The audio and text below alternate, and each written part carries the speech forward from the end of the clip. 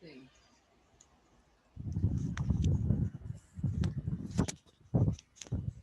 Buenas tardes, señores estudiantes. Pues deseando siempre, pues con la voluntad, con la bendición de Dios, se encuentren bien de salud junto con sus familiares. Vamos a entrar a una nueva semana de estudio con la asignatura de Historia para tercero BGU, paralelo B. Bien, señores estudiantes, recordamos que la semana anterior entramos a una etapa de estudio sobre la independencia, ¿verdad?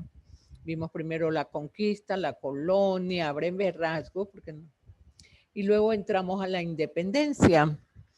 En el aspecto político fue la semana pasada, ahora vamos a entrar en el aspecto económico.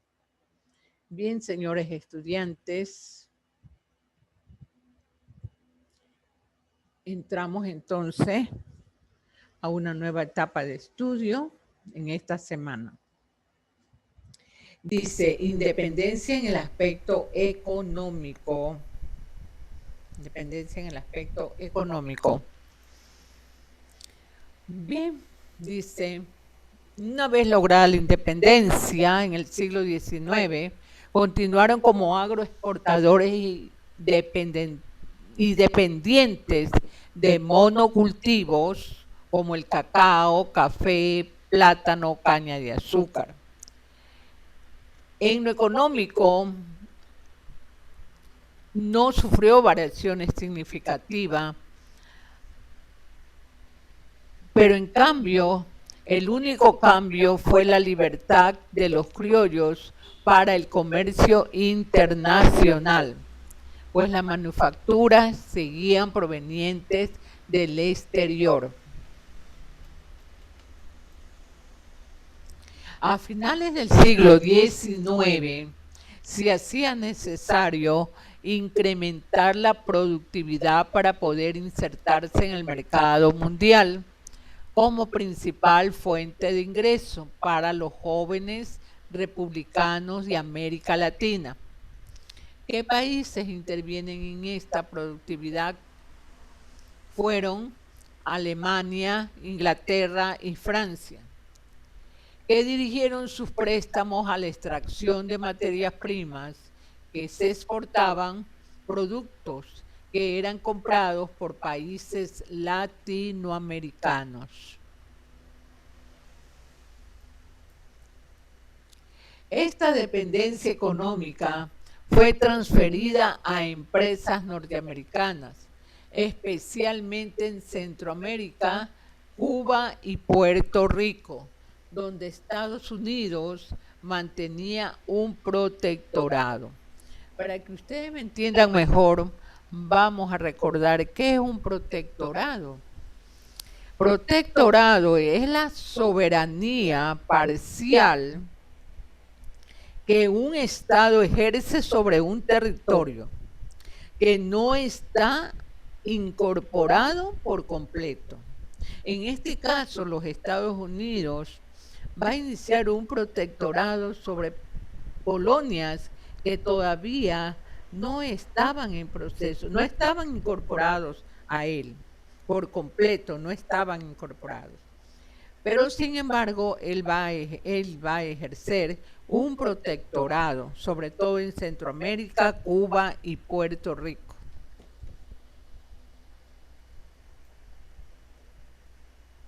Además, hubo países donde no solo establecieron una dependencia económica, sino que, tuvieron que pasar también por un control aduanero y tributario ejercido sobre países como República Dominicana, Nicaragua, Haití, Bolivia y Ecuador. O sea que aparte del protectorado que ejercía los Estados Unidos, también tenemos el control aduanero y tributario. Hay que sumar a esto el control militar que sufrió el Canal de Panamá ya por los años 1903 hasta 1999. Pero en cambio, Brasil y Argentina mantuvieron una mayor dependencia de Inglaterra.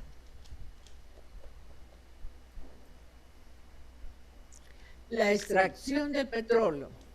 La extracción del petróleo fue uno de los minerales que va a permitir a las empresas extranjeras convertirse en grandes transnacionales y afianzar el sistema capitalista mundial.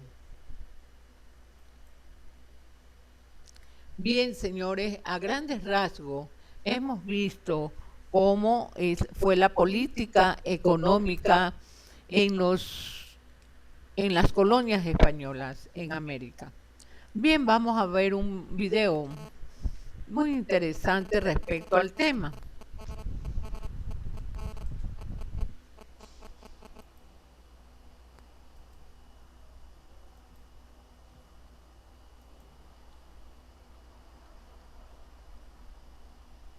Ya que dice contexto económico.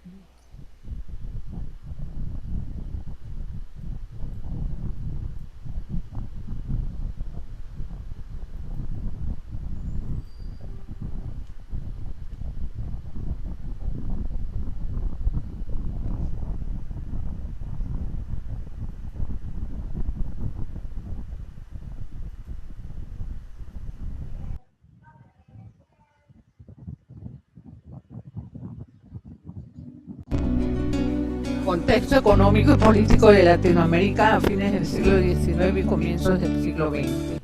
Economía. A mediados del siglo XIX, Europa Occidental y Estados Unidos estaban altamente industrializados. Las fábricas traían grandes cambios políticos y culturales. Las empresas inglesas y norteamericanas estaban muy interesadas en los recursos de América Latina.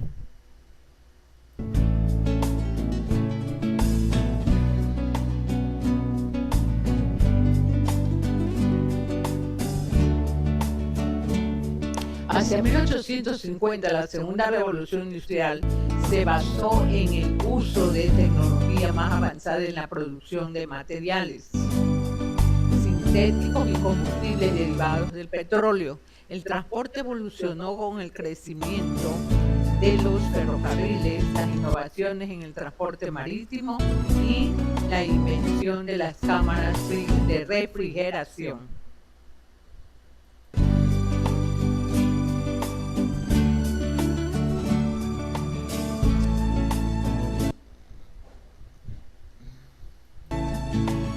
Desde mediados del siglo XIX, las sociedades latinoamericanas comenzaron a organizar sus respectivos estados nacionales. El poder político era ejercido por los sectores más altos de cada país. Esos sistemas políticos fueron llamados regímenes oligárquicos.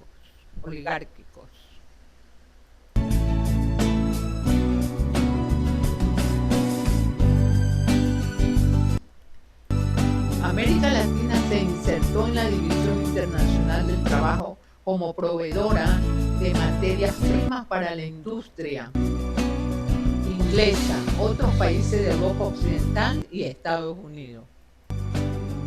Así nace el modelo agroexportador.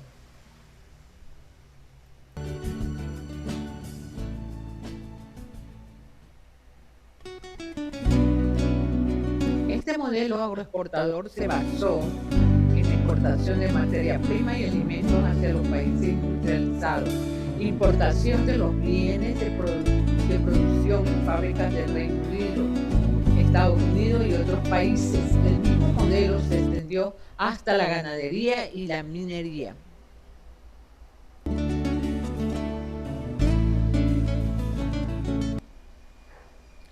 Apropiación de tierras de las comunidades indígenas y de la iglesia en explotación de terrenos no aprovechados. Afluencia de migrantes europeos, fuerte inversión de capitales extranjeros. Esos fueron los efectos del modelo agroexportador.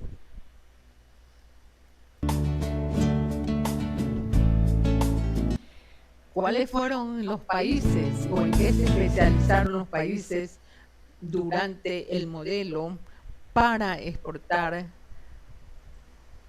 a los países europeos? Así tenemos, por ejemplo, Colombia, el café. Perú, el caucho.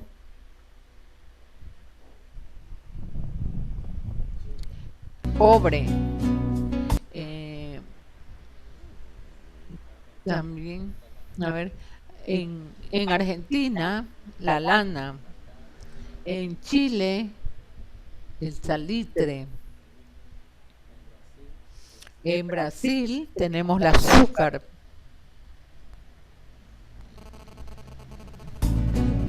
Bien, estos fueron las especializaciones de los países durante su exportación, su agroexportador.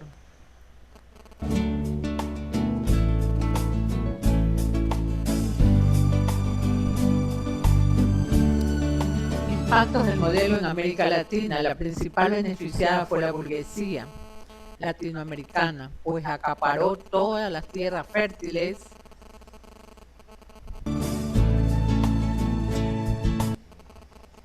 y los yacimientos minerales.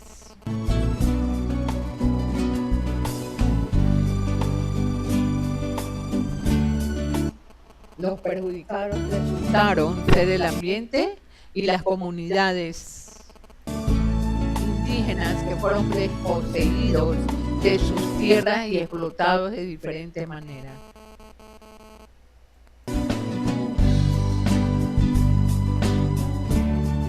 Con la crisis de 1929 y la recesión de los 30, algunos países latinoamericanos iniciaron la transformación, dando fin al modelo agroexportador y comenzando el proceso de industrialización.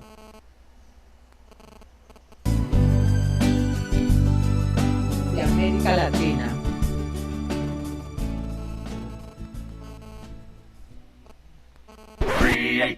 Bien, señores, hasta aquí el video muy interesante, ¿verdad? Sobre cómo ha sido el proceso económico de América Latina, sobre todo.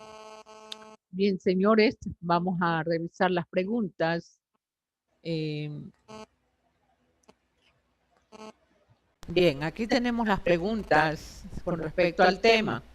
Primera pregunta, ¿qué países latinos establecieron el control aduanero y tributario? Segunda pregunta, ¿cuántos años duró la intervención militar en el Canal de Panamá? Tercera pregunta, ¿por qué las empresas extranjeras se convirtieron en grandes transnacionales? Bien, señores, estas preguntas las pueden ustedes contestar con ayuda pues de las